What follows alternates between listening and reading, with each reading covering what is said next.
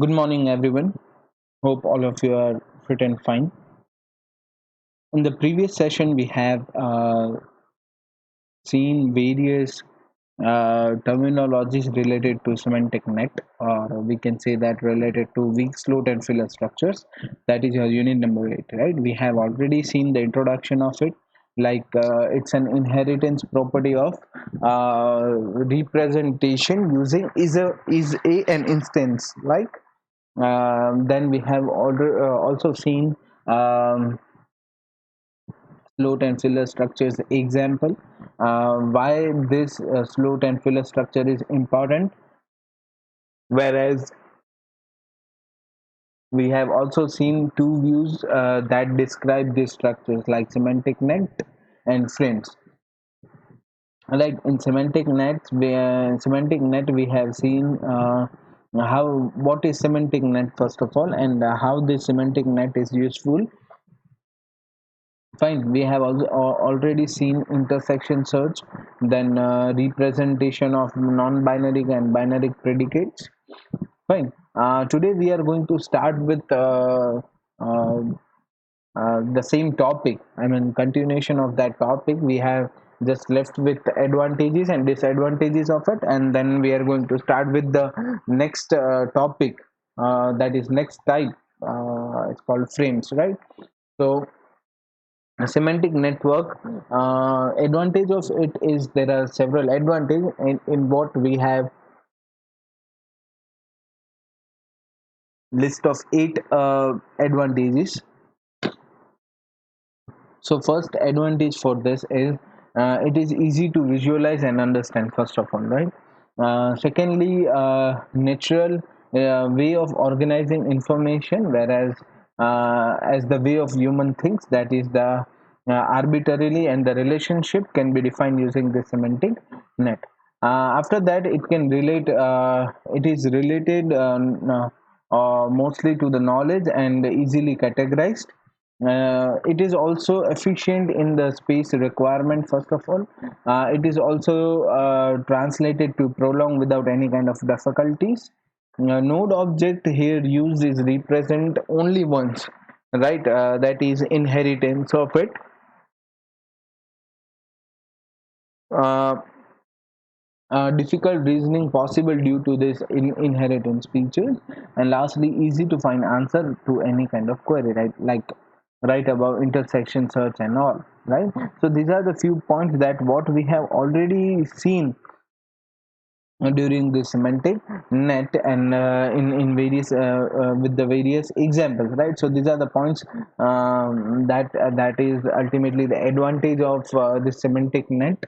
Coming to the limitations or disadvantage of it is, first of all, it has no standard definition of link names, right? This semantic net are not intelligent and dependent on creators, right? These nodes that represent classes and represent individual object is undistinguished. Next is um, negations or disjunctions, and general non-toximonic knowledge are not easily expressed by using the semantic net, right? So this link on the objects generally represent binary relationships that is easy to represent, but sometimes it is difficult even to show the complex statements, like for example, John caused trouble to the party, right? So this is the example for this, right? So it is a bit difficult or a bit complex statement when it comes to solve with this semantic net, right? So these are the disadvantage of it. Now coming to the next topic, that is frame. Now, a frame is what? It's a collection of attributes, generally called slots, right? An associated value that will describe the entity in the world, right? And this single frame taken along in a rarely useful manner.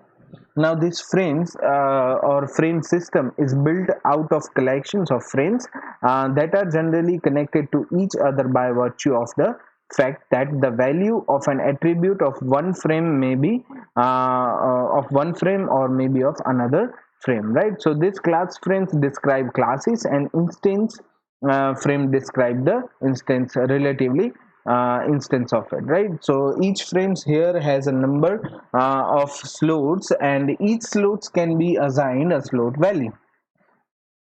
Fine. These are the frames that what we are going to use from various chapter in AI, right? So it's an example of it. So each frame here is represent a class, that is a set of class, or the instant that is the element of the class, right? So suppose example, taking example, or the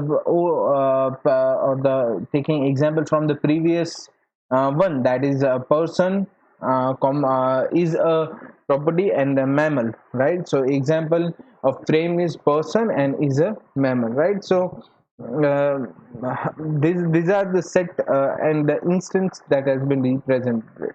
That means the class and the property or the element of the class has been shown here, right? So this example we have already seen, right? So here the class and its instance is mentioned here. So person is a class and is mammal, and handled right is a property, right? Whereas coming to the adult male, right? So adult male having this height, like here you can see is a person, adult male is a person, right?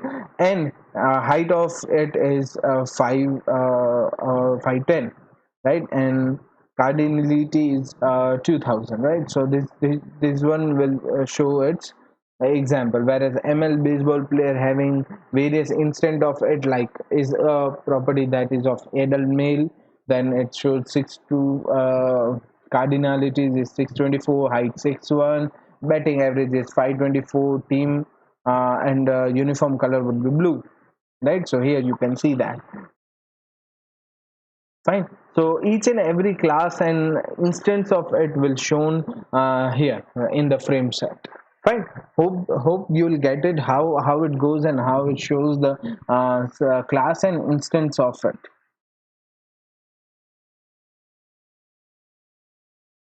Okay. So frame as a set and instance. So here it shows the is a relation corresponds to the subject relation, and the instant relation correspond to the relation that is the of which elements. Fine. Here the transitivity is of is a follow directly from the transitivity of the subject subset that is related to it. Here because of the class or represent of a set of any class, so there are two kind of attributes that can be directly or indirectly associated with it. Here the attributes is about the set itself, and there are attributes that are to be inherited by each element of the set, right? So here the difference between these two is indicated by an asterisk sign. Fine. And a meta class is a special classes whose element are themselves classes, right? So this meta classes and the sign by which it can be indicated is already explained in the previous sessions. Fine. So meta class is what it's an special classes in which its elements itself are themselves are classes, right? So here class is instant, it's also a class, is also a class, right? So your team in that instant is class, is a relation is class, coordinated that is a number of team that exist, and team size, right? So this shows the metadata class and its related elements, right? So this one is the example of it.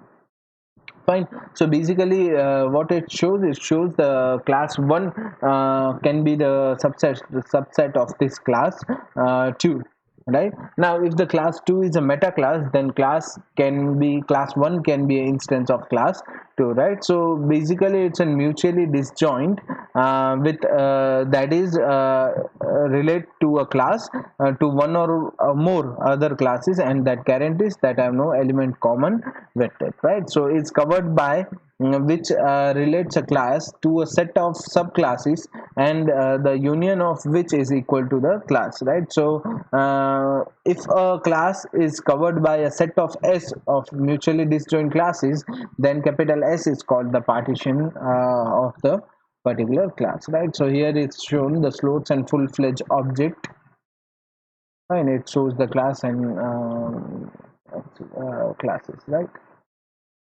Okay, that's all for the day. Here with concluding the chapter also, and our session also. If you have any doubt or query in this chapter, please let me know. Here with completing our chapter, and from next session we are going to start another unit of AI. Thank you so much.